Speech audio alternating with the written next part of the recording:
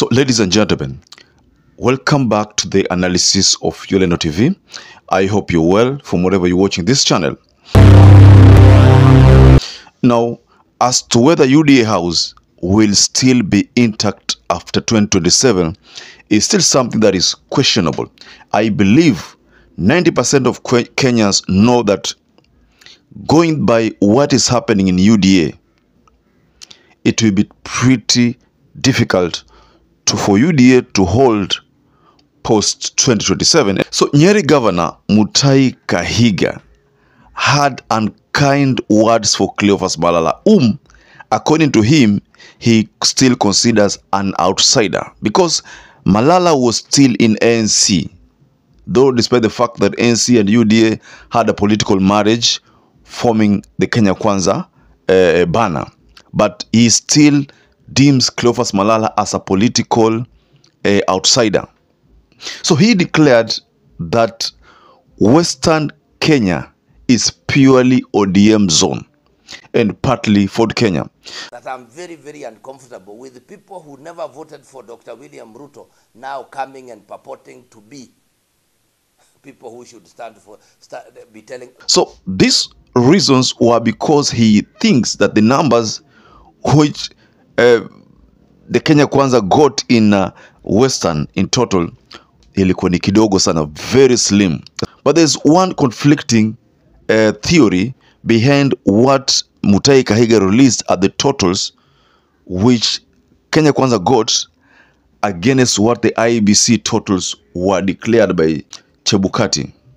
So because this message is pretty contradictory, we want to dissect the statement from MUTAHI KAHIGA and find out if at all IEBC totals that were declared for Kenya Kwanza was correct or incorrect, and if at all what MUTAHI KAHIGA is saying right now, then what could have prompted that reaction? Because, you know, the best times to know something about or to know the truth is when confusion has rocked in.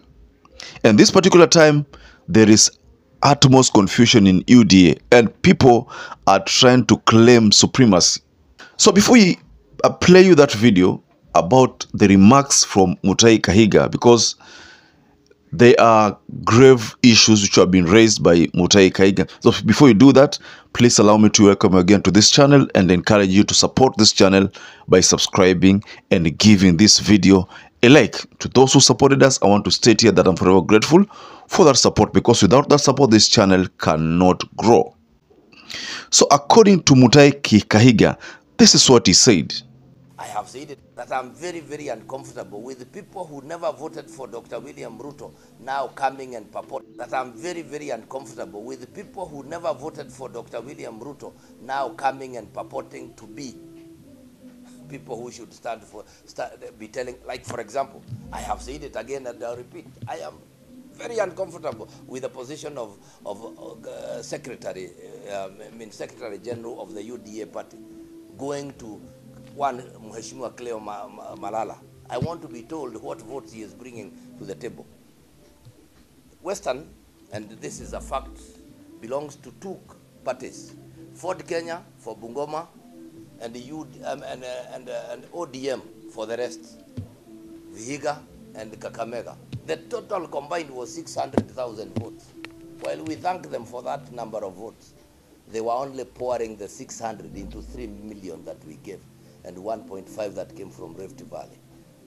Even if mwalimu wangu wa maths hakunifunza. So in that video, ladies and gentlemen, MUTAHI KAHIGA declares that Mount Kenya got 3 million votes. Again from that video, MUTAHI KAHIGA says Rift Valley produced 1.5 million. And Western Kenya combined produced 600,000. So going by my calculation, you know, my little calculations, I computed these totals and realized that it is 5.1 million. Mind you, Mount Kenya and Rift Valley are the places where William Ruto got many votes. But if you look at the two totals, it gives you 4.5 million.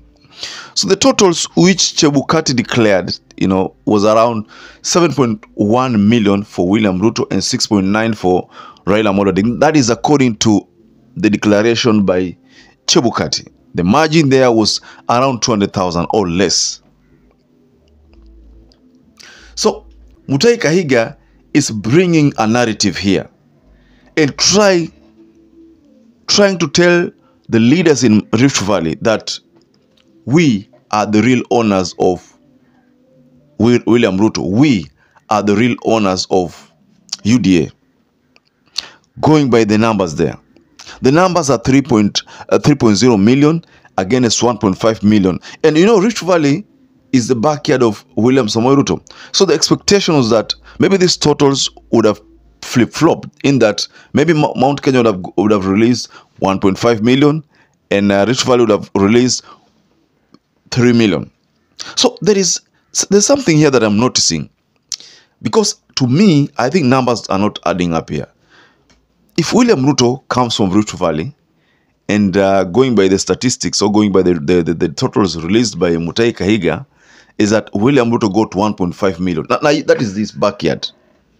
If from his backyard he got 1.5, how is it possible that 3 million could have come from the Mount Kenya, which is not perceived to be his backyard as such? You know, okay, of course, it is a stronghold that that he enjoys votes from, but to have that kind of margin of almost ×2 of what he got in Rift Valley, hiyo peke yake inaleta dukuduku.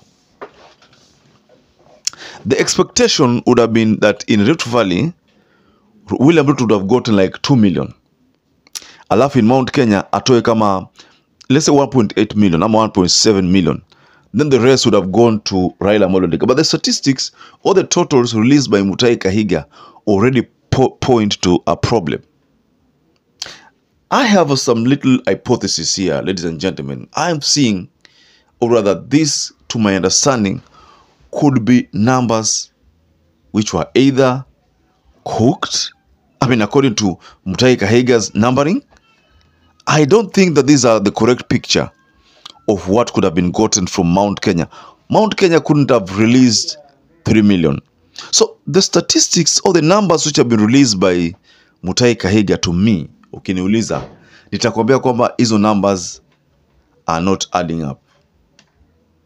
Because from the totals 5.1 million, it means 2 million could have come from Nairobi County, Coast County, Nyanza County, Isiolo County, you know, those other regions, the northern regions, and you know, the coastal regions.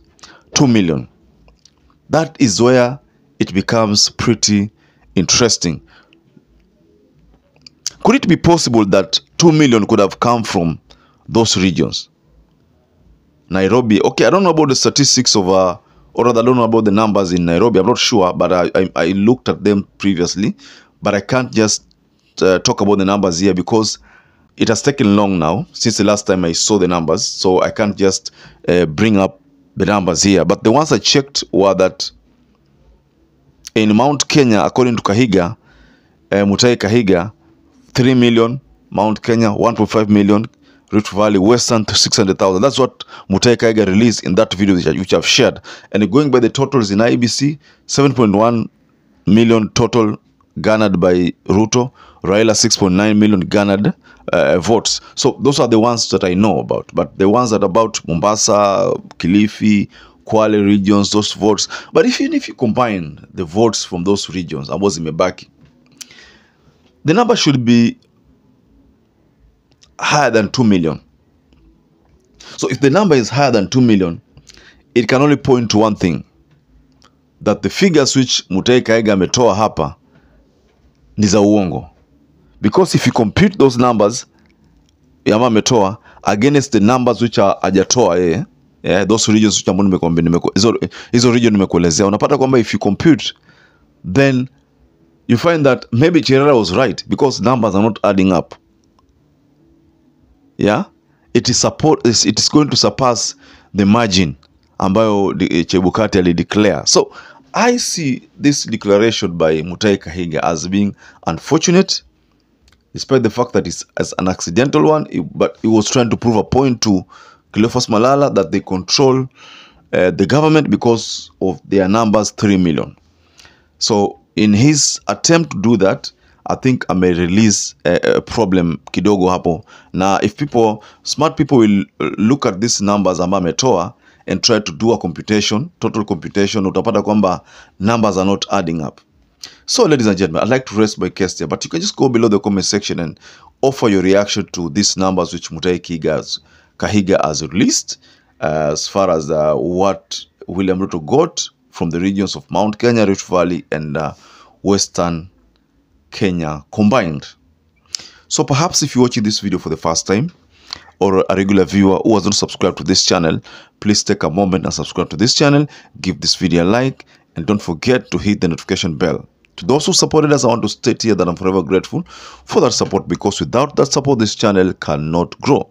So until we catch up again, stay safe and stay blessed.